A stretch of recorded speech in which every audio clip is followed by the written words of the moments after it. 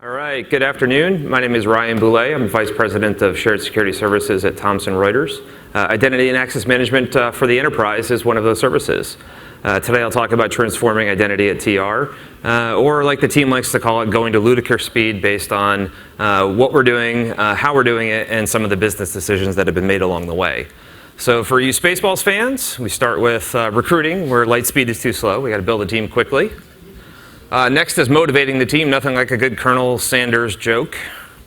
And then finally, as anticipated from an execution perspective, they've gone to plaid, or we've gone to plaid, so to speak. So, all right, moving on from an agenda perspective, we'll cover what transformation and what it was required and kind of look at why.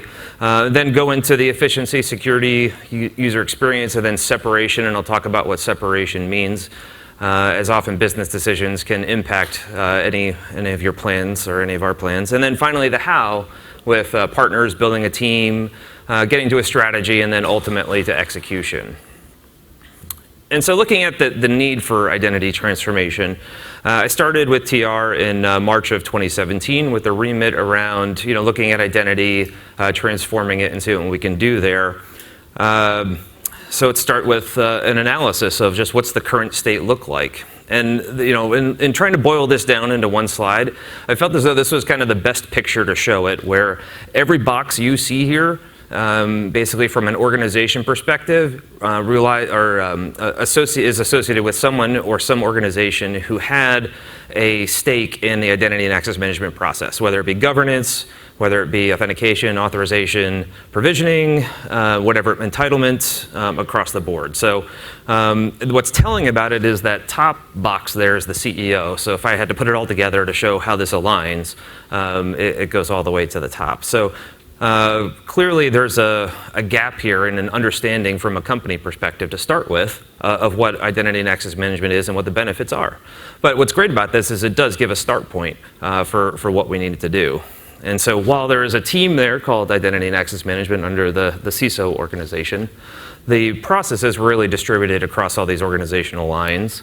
We didn't really have a strategy or a steering committee to deal with just different ideas and thoughts on how we were going to move forward.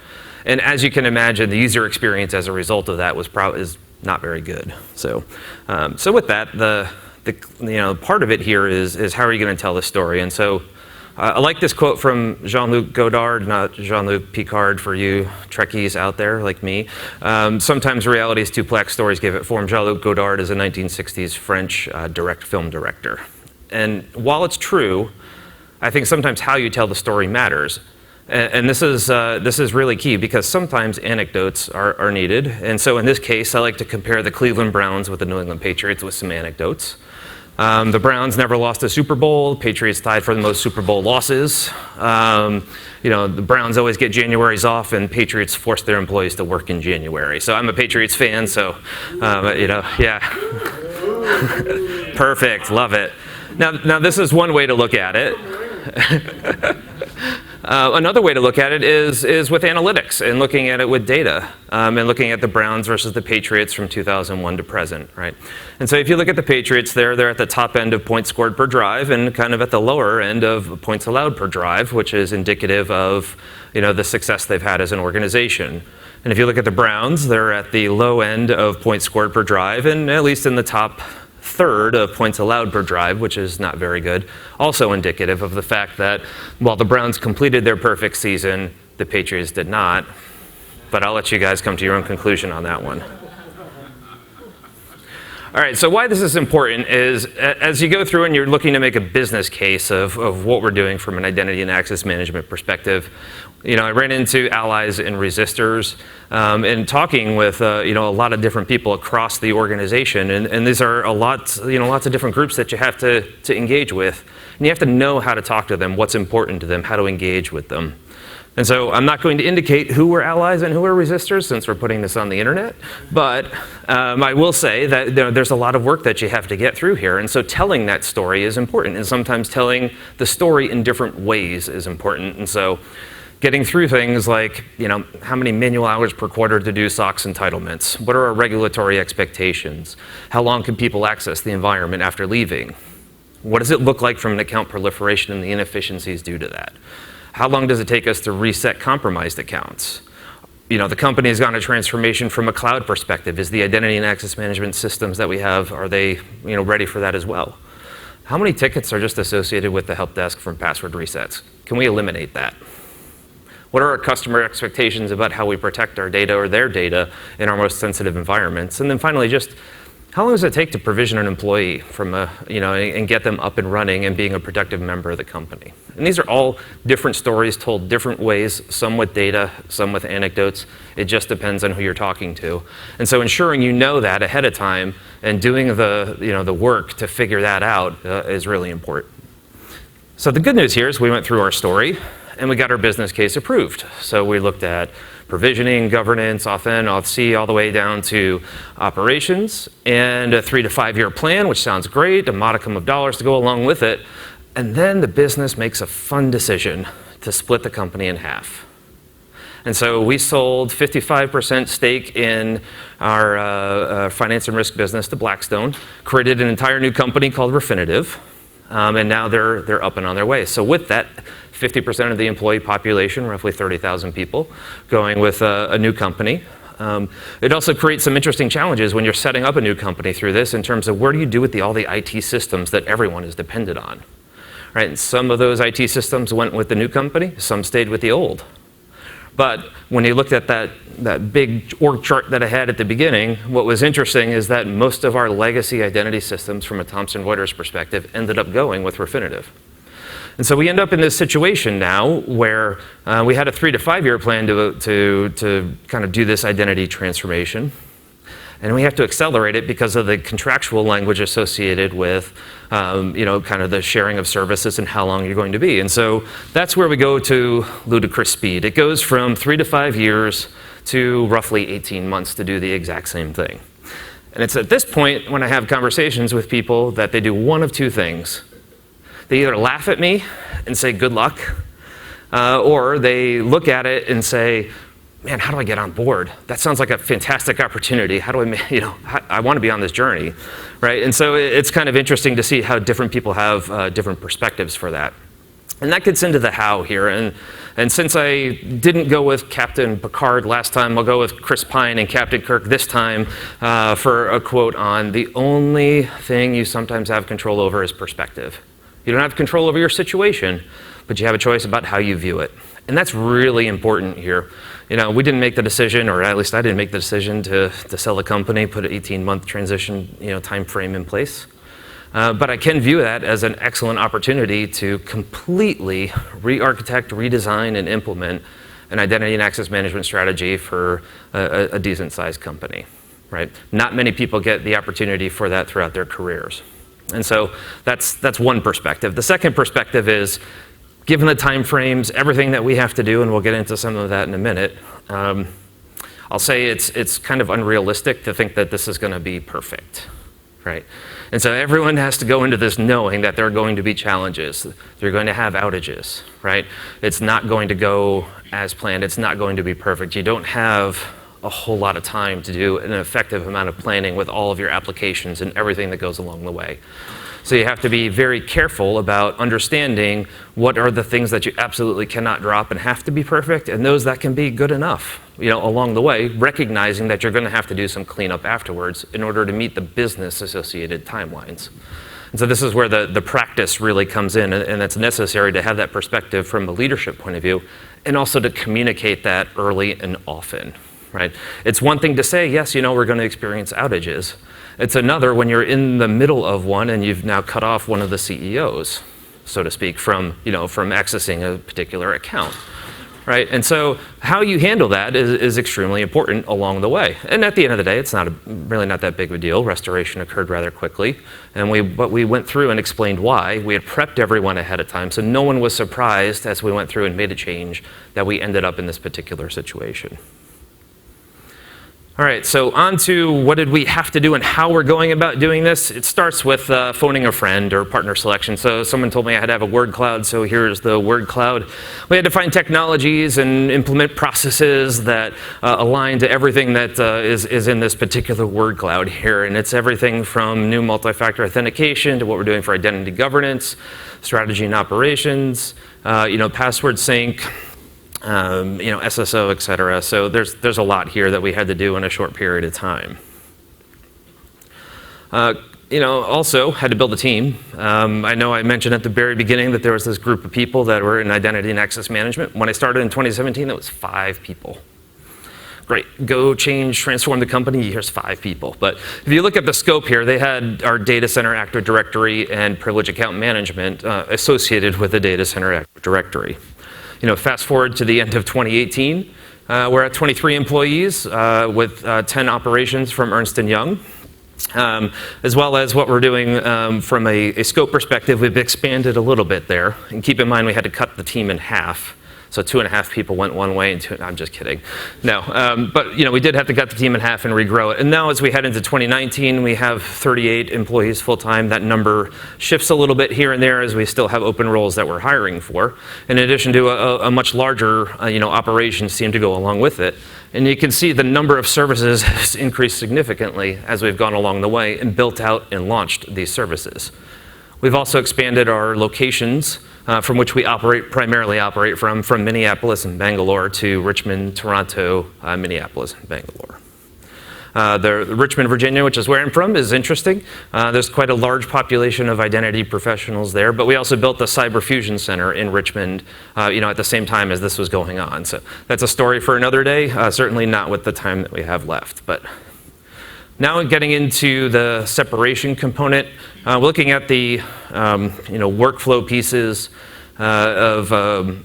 just from a start point from provisioning largely. So looking at our data sources, Workday, Fieldglass, probably similar to what everyone else here has, but rolling into what this MetaGB, the homegrown database that I'm sure somebody in your company has also built over time. That's a database-ish, ETL-ish kind of thing, sits under someone's desk. Great. That's where we were. We had just gotten SailPoint up and running. You can see the LDAP piece over to FIM, all for our different directories, et cetera. And you can see it looks rather complex. What I'm not showing here, to make it even more complex, is who's responsible for doing this, as every single box here is actually done by a different organization or different managed service provider along the way. So it makes it really complicated in terms of who's doing what and when and how and on what timeline. Do we have SLAs in place? I have no idea. So, working through that, this is the start point. And then getting into what does our end state look like. We end up with separation complete and modernized services here. And so with that, you can see we've got our data sources here. We have to, as we go through this, make sure that as our companies split and certain apps split, we're still providing access to each other's companies from TR and Refinitiv along the way. But you can see it comes through data mastering, identity governance. Using ICS from Radiant Logic for password sync is really important. That user experience is ugly, right?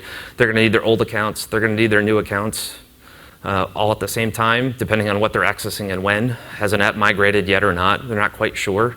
So syncing passwords is one thing that we can do to really limit that that user pain from an experience perspective during this transition point of view. Also using federated identity services with Radiant Logic to help from a database perspective bring it all together for us. And then into what we're doing with ping from an SSO and MFA perspective, as well as Active Directory, et cetera. So basically this is a layout of what the end state looks like. We have launched a lot of the services in the last couple of weeks. So, John Podboy, Rahul Kakani, great job, leading the teams to get those services launched and up and running so that apps can start the migration process here. Some thank yous here. I'd like to start with just the Thomson Reuters team. Got quite a few here in the audience. John, I mentioned Matt Selahowski from an architect perspective. He can tell you anything about those wire diagrams that you want to know. Raul as well from an identity governance perspective. John Lettinen, and I'll skip Dave Westhaver from a Radiant Logic perspective for a second, but John Lettinen and Alyssa Kelber, a lot of times people will ask, as you're building out this team, do you build or do you buy, right? And the answer is a little bit of both, right? And so from an employee perspective, Alyssa is giving a talk Friday at 8:45 a.m. about becoming an identity engineer and what that journey's been like for the last year plus for her. And then tomorrow at 3:45, John is speaking about what he's done to deploy Ping in AWS, and what that's looked like from a transformative perspective for us as a company. So two fantastic talks that really go along with the journey that we're doing here. Sean and David from a implementation perspective, and just kind of heads down doing great work to get the services up and running. And then we've got Scott Howlett and Jeff Olson, who from a customer identity perspective at Thomson Reuters are about to embark on a similar journey. So good luck, guys. We're all rooting on you. Now, others in the identity industry, Dieter and Tom from Radiant Logic, thank you for the partnership and the opportunity to come up and speak here. MJ and Sam from Ernst & Young, great partners from a strategy perspective, from an ops perspective, working through this. Gaurav is not on the list here, but he's sitting right over here. He's in the foxhole with us every day as we're launching stuff and dealing with all the changes that we have to make. So thanks, Gaurav. Barry and Travis from Ping, great partners in what we're doing there. And then, Hutch and the greater Richmond identity community. I mentioned the identity community is quite extensive. A lot of that has to do, with just that camaraderie that comes with this. And Hutch is a big part of that, particularly with what he does with ID Pro and also in the greater Richmond area. Then finally, Allison, my wife. Allison runs enterprise identity and access management at Capital One. And so interesting dinner time conversations, as you can imagine. Especially when, this was about 2 years ago, our 4-year-old asks us if we could please stop talking about MFA at the dinner table. It's great. Awesome. So with that, I'll just say thanks and I'll open it up for questions.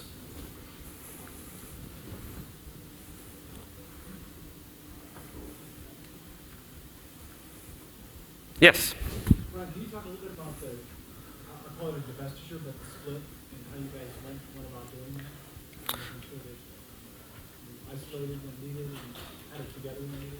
Yeah, so from a split perspective, it's fascinating in that we started off on a journey where we got in a room together before, or as this is going on, saying, okay, we're going to try and stay aligned from a strategy perspective as best we can. And then what we found is as our company's strategies start to move in different directions, our identity strategies have to move in different directions.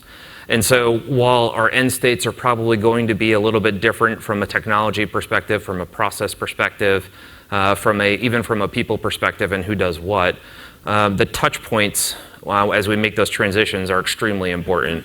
Like we just separate work days, but everything south of Workday from a provisioning perspective is still joined at the hip. And so we still have to provision even though now we have a separate Workday in place, right? We're going to have another jump from an identity governance perspective where we'll split identity governance tools, but we'll still need to have some of those employees in our identity systems, and in some cases our employees in theirs. And so how we do that is something that we work through on a regular basis. Sir? How many digital identities and applications are you managing? Company-wide? Both, now that you're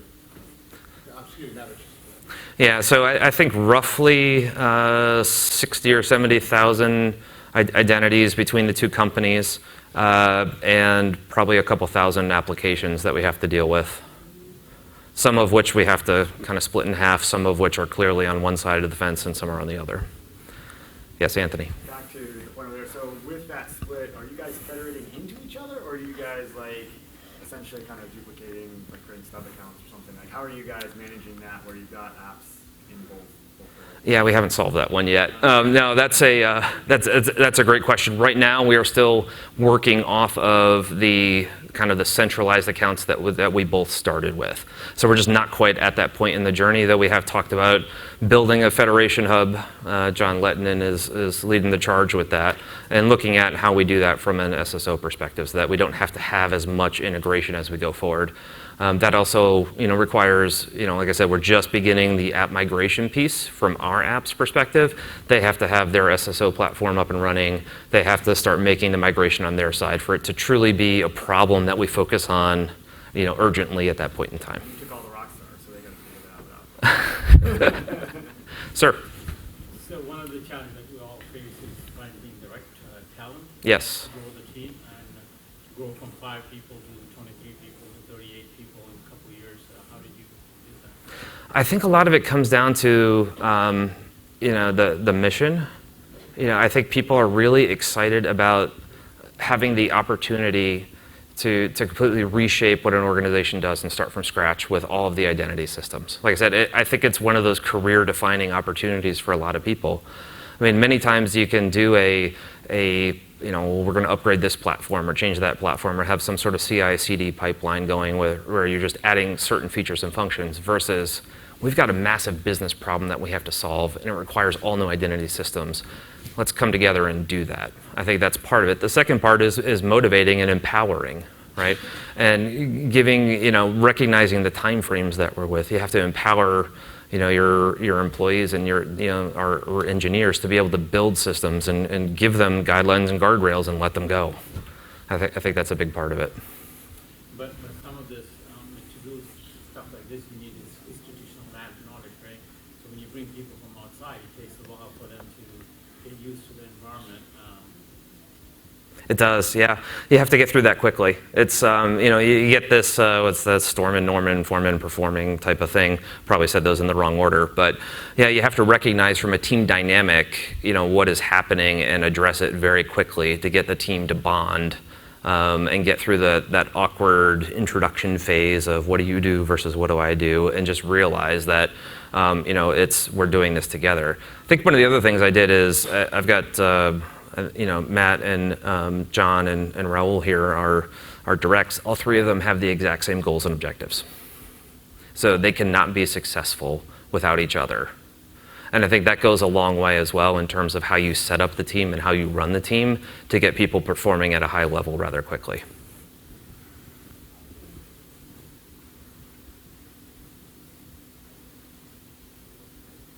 Two minutes left? 3 minutes left? Sir? Of those portfolio of applications you mentioned, what's the percentage of cloud versus on-prem? Yeah, it's probably realistically 20-25% cloud, and that's cutting across SaaS, PaaS, and IaaS. So, at this point, I think the cloud percentage grows every day, right? It's pretty easy to sign up for something that's cloud-based. Is your single sign-on solution supporting both cloud and on-prem, you think? It will as we migrate, yes. The policy pieces are going to have to be a fast follow here in what we do, right? And we do have an SSO-ish type platform today that we use, but we will be migrating everything to the new one as we go. Put standards in place about anything that's net new is going to integrate with the new platform, so cut off the bleeding, and then focus on a heavy migration in 2020 for those particular apps. Can you spend just a minute talking about some of the challenges you ran into in terms of getting stakeholders to buy in? And Oh, sure. educating the business? Yeah, you get everything from people who say, yeah, I can't wait for you to do this. This absolutely needs to be done, all the way to people who say, I don't understand why we have to do this. This works just fine today, right? And so running the gamut of kind of the feelings that people have, particularly with identity, as everyone in the room knows, this is not an inexpensive effort to undertake.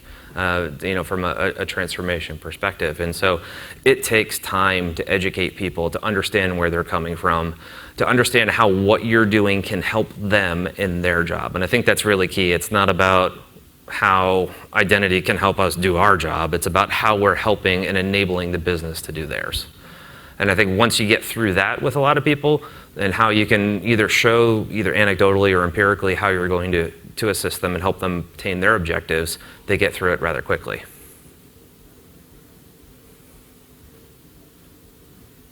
I'll ask another question while we have another minute. Sure.